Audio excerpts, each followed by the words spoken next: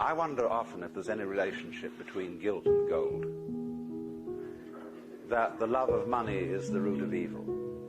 It's a very true saying. Because you see, I was saying yesterday that the difference between having a job and having a vocation is that a job is some unpleasant work you do in order to make money, with the sole purpose of making money. And there are plenty of jobs because there is still a certain amount of dirty work that nobody wants to do, and that therefore they will pay someone to do it.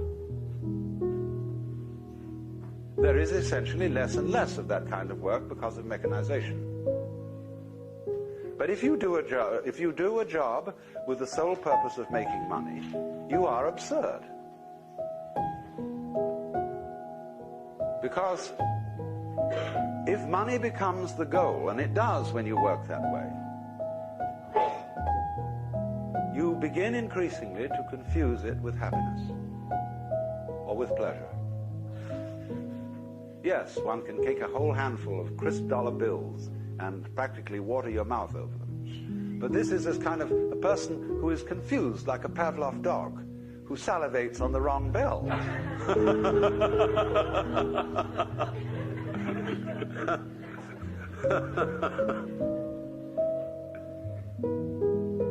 It goes back, you see, to the ancient guilt that if you don't work, you have no right to eat.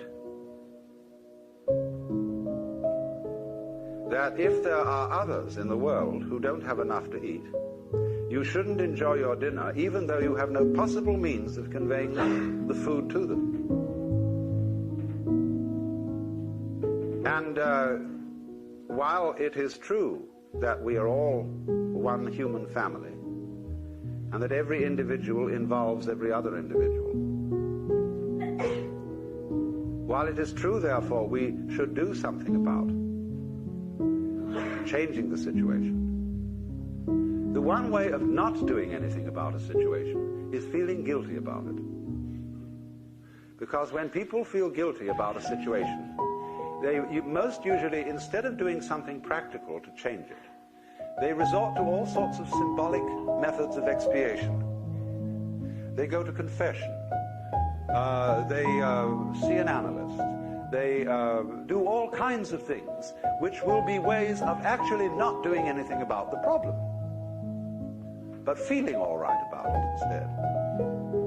And guilt invariably produces that sort of reaction. It is a destructive emotion. And instead, we need to have a different attitude to our mistakes and to our misdeeds. Walt Whitman always admired animals because they do not lie awake at night and weep for their sins. Our animals are practical in the real sense, as are children who haven't been taught this extraordinary hang-up of guilt.